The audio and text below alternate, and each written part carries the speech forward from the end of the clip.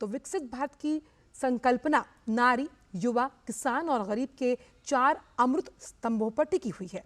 प्रधानमंत्री ने कहा था कि इन 4 जातियों का उत्थान ही देश को विकसित बनाएगा। अंतरिम बजट में इन 4 जातियों के विकास पर मुख्य जोर रहा। देखिए सबसे पहले हमारी ये खास रिपोर्ट। सरकार लगातार सर्वांगीण, सर्वस्पर्शी और सर्वसमावेशी विकास के दृष्टिकोण से काम कर रही है। इसके परिणाम भी दिखाई दे रहे हैं। ये सरकार की सशक्त नीतियों और कड़े फैसलों का नतीजा है कि देश विकास के पथ पर तेजी से दौड़ रहा है। सरकार का मानना है कि विकसित भारत का संकल्प नारी, युवा, किसान और गरीब के 4 अमृत स्तंभों पर टिका है। लिहाजा ये देश की वो सबसे बड़ी 4 जातियां हैं जिनका उत्थान ही भारत को विकसित बनाएगा। सरकार इन्हीं स्तंभों को ध्यान में रखकर आगे की कई नीतियों पर काम कर रही है। देश के विकास में इन शक्तियों का कितना महत्व है, इसका अंदाजा इस बात से लगाया जा सकता है कि राष्ट्रपति के अभिभाषण से लेकर अंतरिम बजट तक में इसे खास जगह मिली। इन 4 स्तंभों युवा शक्ति, नारी शक्ति, किसान और गरीब का जिक्र करते हुए राष्ट्रपति ने कहा कि देश के हर हिस्से और समाज में इन सभी की स्थिति और सपने एक जैसे ही हैं। सरकार इन्हें सशक्त करने के लिए निरंतर प्रयास कर रही है। मेरी सरकार मानती है कि विकसित भारत की भव्य इमारत 4 मजबूत स्तंभों पर खड़ी होगी। ये स्तंभ है युवा शक्ति, नारी शक्ति, किसान और गरीब। देश के हर हिस्से, हर समाज में इन सभी की स्थिति और सपने एक जैसे ही हैं। इसीलिए इन 4 स्तंभों को सशक्त करने के लिए मेरी सरकार निरंतर काम कर रही है। मेरी सरकार ने टैक्स का बहुत बड़ा हिस्सा इन स्तंभों को मजबूत बनाने पर खर्च किया है। अंतरिम बजट के बाद प्रधानमंत्री ने भी कहा कि ये बजट विकसित भारत के 4 स्तंभ युवा, गरीब, महिला, किसान सभी को सशक्त करेगा।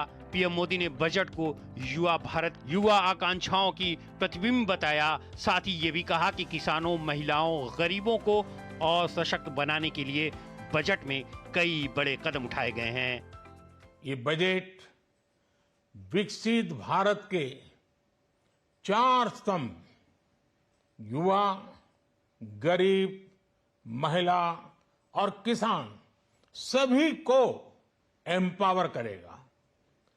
निर्मला जी का ये बजट देश के भविष्य के निर्माण का बजट है। इस बजट में 2047 के विकसित भारत की नींव को मजबूत करने की गारंटी है। वित्त मंत्री निर्मला सीतारमण ने जब अंतरिम बजट पेश किया तो इन्हीं 4 जातियों युवा, गरीब, महिला और किसान पर फोकस रखा। वित्त मंत्री ने बताया कि कैसे सरकार ने डायरेक्ट बेनिफिट ट्रांसफर के जरिए गरीबों तक बिना किसी सेंध के पूरी रकम पहुंचाई। 25 करोड़ लोगों को गरीबी रेखा से बाहर निकालने पीएम स्वनिधि योजना और विश्वकर्मा समेत दूसरी योजनाओं से गरीबों को कैसे लाभ हुआ, इसे विस्तार से बताया। वित्त मंत्री ने युवाओं, किसानों और महिलाओं के लिए उठाए जा रहे कदमों के भी बारे में बताया। As our Prime Minister firmly believes, we need to focus on 4 major castes. They are Garib, Mahilayein, Yuva and Annadata. Their needs, their aspirations and their welfare are our highest priority. The country progresses when they progress. All 4 require and receive government support in their quest to better their lives. Their empowerment and well-being will drive the country forward. गरीब कल्याण, देश का कल्याण। सरकार इन स्तंभों को मजबूत बनाने के लिए कई बड़े कदम उठा रही है। 4 करोड़ 10 लाख गरीब परिवारों को अपना पक्का घर मिला। लगभग 11 करोड़ ग्रामीण परिवार तक पहली बार पाइप से पानी पहुंचा। इस पर 4 लाख करोड़ रुपए खर्च किए जा रहे हैं। 10 करोड़ उज्ज्वला के गैस कनेक्शन दिए गए। इन लाभार्थी बहनों को बहुत सस्ती गैस दी जा रही है। इस पर भी सरकार द्वारा 2.5 लाख करोड़ रुपए खर्च किए गए हैं। कोरोना काल से ही 80 करोड़ देशवासियों को मुफ्त राशन दिया जा रहा है। इसे आने वाले 5 वर्षों के लिए आगे बढ़ाया गया है। अब इस पर 11 लाख करोड़ रुपए और खर्च होने का अनुमान है। कोई लाभार्थी वंचित न रह जाए, इसके लिए 15 नवंबर से विकसित भारत संकल्प यात्रा चलाई जा रही है।